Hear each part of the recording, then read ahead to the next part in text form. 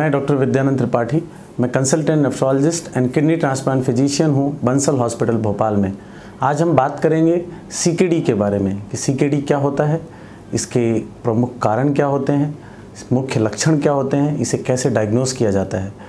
तो सबसे पहले तो सीकेडी, इसका मतलब है क्रॉनिक किडनी डिसीज़, एक ऐसी किडनी की बीमारी है जो परमानेंट बीमारी है। सबसे इम्पॉर्टेंट पार्ट सीकेडी में है कि इसका क्योर नहीं होता। जैसे हम किसी को सीकेडी डायग्नोस करते हैं उसके बाद ये बीमारी धीमी गति से समय के साथ बढ़ती रहती है और एक समय आता है जब व्यक्ति एंड स्टेज किडनी डिसीज़ में जाता है या जिसे हम किडनी फेलियर कहते हैं, जहाँ उसे जीवित रहने के लिए डायलिसिस या गुर्दा प्रत्यारोपण की ज़रूरत पड़ती है। तो सीकेडी के मुख्य कारणों में आते हैं, सबसे इम्पॉर्टेंट है डायबिटीज़। अगर किसी व्यक्ति को डायबिटीज़ 8 से 10 साल तक अनकंट्रोल्ड डायबिटीज़ होती है, अगर वो समय पे डायबिटीज़ का इलाज नहीं लेता, शुगर लेवल्स हाई रहते हैं, तो ऐसी स्थिति में उसे डायबिटिक नेफ्रोपैथी होती है और उसके बाद किडनी की बीमारी धीरे धीरे गति से बढ़ने लग जाती है। तो डायबिटीज़ प्रमुख कारणों में से है। इसके बाद ब्लड प्रेशर है। अगर आपका ब्लड प्रेशर नियंत्रित नहीं है, एक लंबे समय तक अनकंट्रोल्ड ब्लड प्रेशर आपकी किडनी को डैमेज कर सकता है। फिर आते हैं ग्लोमेरुलोनेफ्राइटिस। बहुत सी ऐसी बीमारियां हैं जिसमें किडनी की जो छन्नियाँ हैं, जिन्हें हम ग्लोमेरुलस बोलते हैं, उनमें डैमेज हो जाता है। डैमेज होने की वजह से उनमें प्रोटीन का लीकेज चालू होता है और इस तरह की बहुत सी ग्लोमेरुलोनेफ्राइटिस ऐसी होती हैं जिनमें समय के साथ किडनी डैमेज होता है और पेशेंट सीकेडी कहलाता है। अन्य प्रमुख कारणों में आते हैं स्टोन डिसीज़। अगर आपको किडनी में पत्थर बनते हैं, ये पत्थर लंबे समय तक अगर किडनी के मूत्र के जो मार्ग हैं उसको अवरोध करते हैं तो ये आपकी किडनी को डैमेज कर सकते हैं। बहुत सी जेनेटिक बीमारियां हैं जैसे सिस्टिक किडनी डिसीजेस हैं, autosomal dominant polycystic kidney disease. ये जेनेटिक बीमारियां होती हैं जिसमें परिवार में अगर किसी के माता पिता को बीमारी है तो उसके बच्चों में भी वो बीमारी होती है। किडनी में बड़े बड़े सिस्ट बनते हैं, यानी कुछ बलून के आकार के स्ट्रक्चर बनते हैं जिनकी साइज़ समय के साथ बढ़ने लग जाती है और एक समय आता है जब किडनी के जो फंक्शन होते हैं, जो ग्लोमेरुलस होते हैं, वो इतने कम हो जाते हैं कि किडनी काम नहीं करती और व्यक्ति किडनी फेलियर में चला जाता है।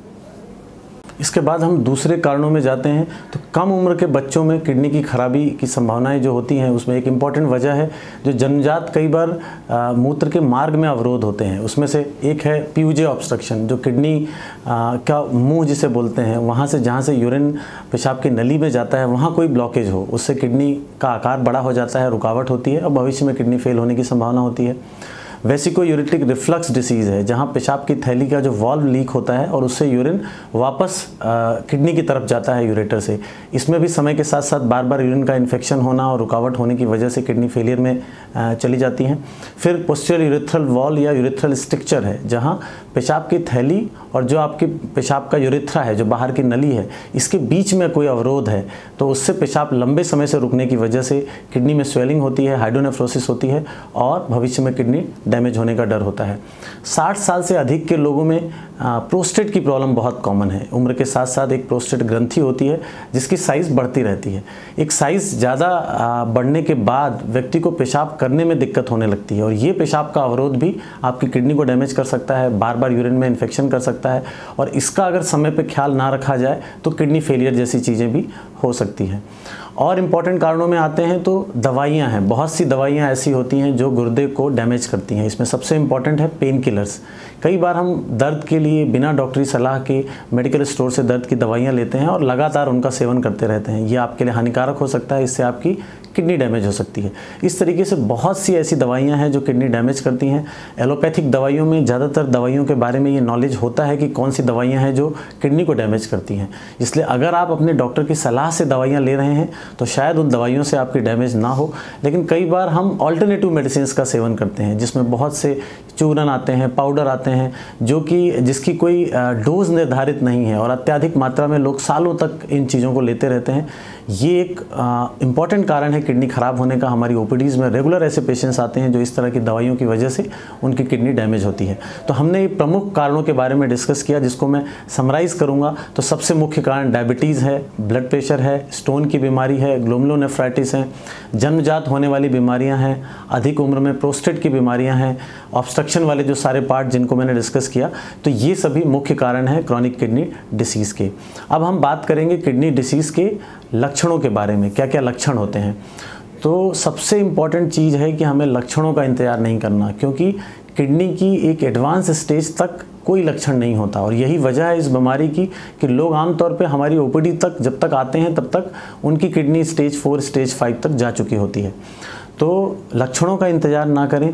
अगर आपको जो मैंने कारण आपको बताए हैं, डायबिटीज़ है, ब्लड प्रेशर है, स्टोन की बीमारी है, परिवार में किडनी का डैमेज है, किडनी खराबी की बीमारी है, तो ऐसे लोग पहले से ही अपना रूटीन हेल्थ चेकअप करें, किडनी की बीमारी को पहले से पता करें, लक्षणों का इंतज़ार ना करें।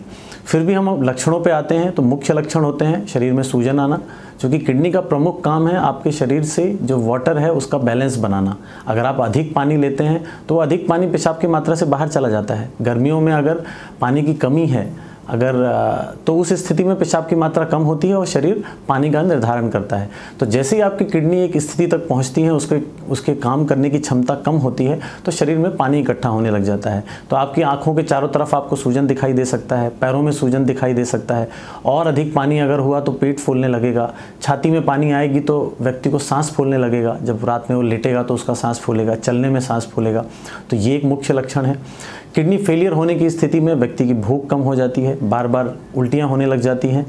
किडनी खून बनाने की प्रक्रिया में किडनी का एक इम्पॉर्टेंट पार्ट है। किडनी से निकलने वाला एरिथ्रोपोएटिन हार्मोन हीमोग्लोबिन सिंथेसिस में हेल्प करता है। तो जैसे ही किडनी की फेलियर बढ़ती है वैसे ही हीमोग्लोबिन बनने की जो क्षमता होती है व्यक्ति की वो कम हो जाती है।